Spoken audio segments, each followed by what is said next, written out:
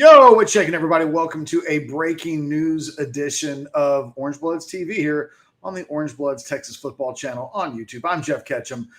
Breaking in by myself, no Anwar, no Jason, no Cole. I don't know what Anwar is doing today, but Cole and Jason are out on the 40 acres right now covering the team's 2025 camp. And inside of that camp, the Longhorns have picked up a pretty massive commitment, which is why we are breaking in right now with the breaking news. Make sure you give this channel, give this video a thumbs up, subscribe to the channel, tell your friends, maybe send this to your parents. Let everybody know what's up with Orangebloods. KJ Lacey. Too many names in my head after all these years. KJ Lacey, a quarterback out of Saraland High School in Saraland, Alabama, has committed to the Longhorns. He's ranked number 66 in the nation overall in the 2025 Rivals recruiting rankings. He's regarded as a top 7 to 10 prospect in the state of Alabama in the class of 2025, and early on regarded as one of the better quarterbacks in the entire country in his class. Commits to the Longhorns today. He announced that about 15 minutes ago. We had gotten a sniff that this thing was coming down the pike probably about an hour and a half ago. So the stories were written, the instant analysis pieces ready to go. What do you need to know about KJ Lacey? Well, in addition to the fact that he's a 2025 prospect, he's a guy that will remind a lot of people of Bryce Young. He's 6'1", 180 pounds is what he's listed at. And I got to be honest, I don't know if he's 6'1", 180 pounds. He very well could be. I know that when you watch his high school film on tape, height isn't the first thing that comes to mind. The kid can absolutely sling it, though. He will draw comparisons to the likes of Bryce Young because physically they're very similar. You'll hear some Quinn Ewers. You will hear some Patrick Mahomes when KJ Lacey is talked about. The reason for it is the kid can absolutely sling the ball all over the field, and he does it from really an array of arm angles. It's almost impossible to say that this kid even has mechanics.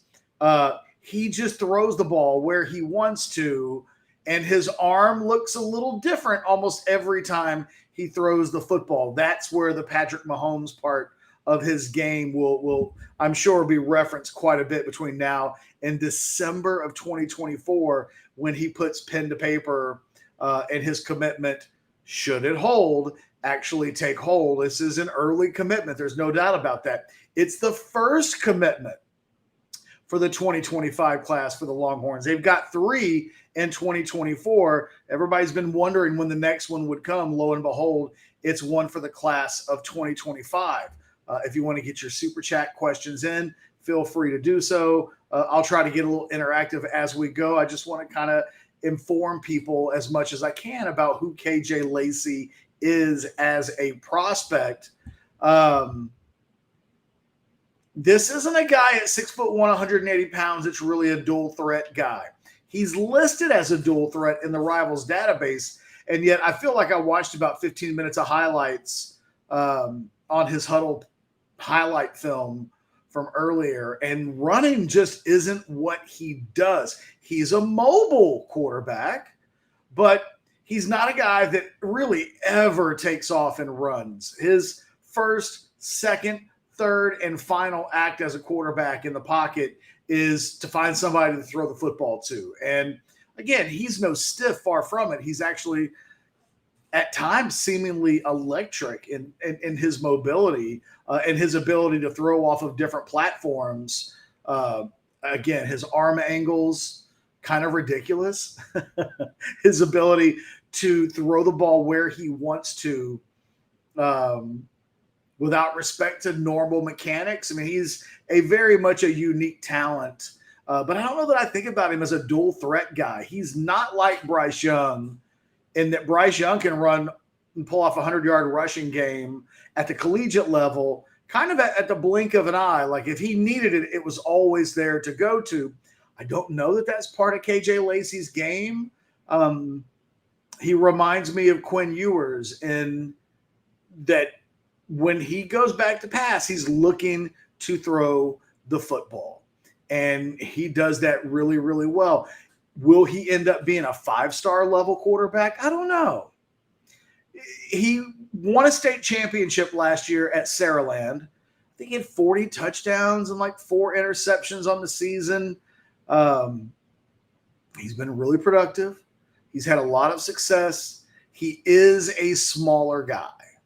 And I think that will be the real recruiting hangup, if there is any, from a recruiting ranking standpoint.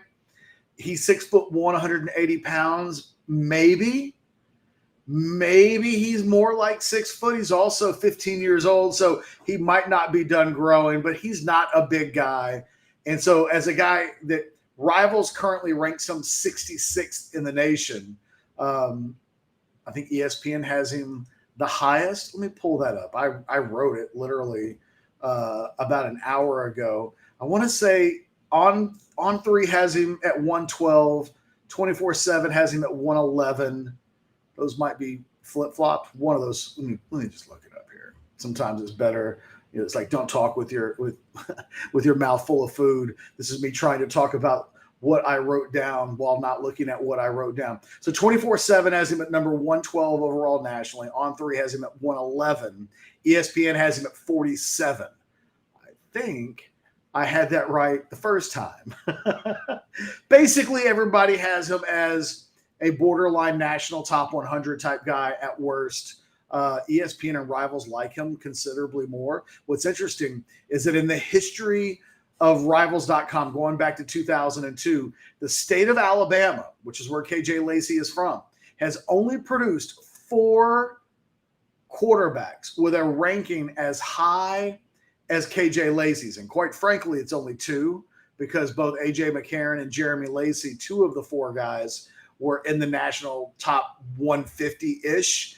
They weren't inside the national top 75 like Lacey is. But you were talking Jameis Winston and Bo Nix. Those are the 2 5-star quarterbacks from the state of Alabama in the 20-plus year history of Rivals.com. And then the other 2 guys that were of the same ranking that Lacey currently holds, A.J. McCarron and Jeremy Johnson, both 5.9 mid 4-star guys. Lacey currently rated as a mid 4-star guy, but his position in the national rankings suggests that he's very much a super blue chip candidate, a guy that will finish as a high 4-star or a 5-star. And I think he's going to be a really interesting guy for the national people to evaluate. He's a bit undersized, but when it comes to actually slinging the football around the field, while I haven't done all of the evals yet for the class of 2025 at the quarterback position, it's hard to imagine that you're going to find a guy who's a more natural, successful thrower of the football than KJ Lacey. Ironically, somebody on Orangebloods mentioned Maalik Murphy, because again, out-of-state quarterback and a guy that Sark likes, and given that Sark recruited both of them, they're kind of on opposite ends of the spectrum. Yes, except that ultimately they both, size-wise, come from different places. But in terms of what they look to do when they drop back to pass, very similar. Again, you're going to see KJ Lacey listed as a dual-threat quarterback, in part because he's 6'1", 180 pounds. He's a pro-style, throw-it-from-the-pocket quarterback. Make no mistake about it. This is not Casey Thompson. This is not even Hudson Card. This is a guy that looks to throw the ball as much as anybody possibly could from throwing into the pocket. I think what's really interesting about KJ Lacey, there will be all this discussion about, will his commitment hold? It's June. There's another 17 months or so before that kid signs the dotted line in the middle of December of 2024 to become an official signee somewhere. Even as long as that is, when we talk about Lacey, the prospect, we're probably talking about a guy who at the very earliest is going to impact a program in 2026, 2027. When you look at the Longhorn football program, where it's currently set up, you think that at some point Arch Manning will take controls of the quarterback position. That'll take you into 2025, 2026-ish. Somewhere along there, Arch Manning will head off to the NFL. His eligibility will expire. And this is potentially the guy that replaces the guy who replaces the guy for Texas football. Pretty secure at the quarterback position when you consider that the Longhorns will still go through the remainder of Quinn Ewers' career. Somewhere in there is the next quarterback, presumably Arch Manning, although certainly don't want to discount Maalik Murphy in that conversation as well. And then KJ Lacey is in the group of guys that will ultimately, Trey Owens, who's the quarterback in this year's class, those guys look to be the guys that will replace the guy who ultimately replaces Quinn Ewers. So it's a ways down the road, but we might also look back, today is June 3rd, 2023.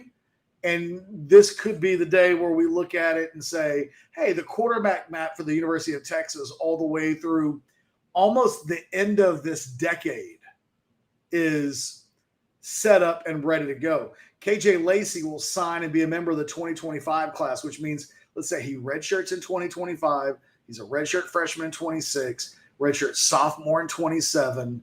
Depending on how long he goes, like I said, you're talking about a situation where the Longhorns may have their quarterback map mapped out for much of the next decade. That's what happens when you land a quarterback in the 2025 recruiting class. Let me see if there's anything in here with regards to something. Jude asks, what does this mean for Trey Owens?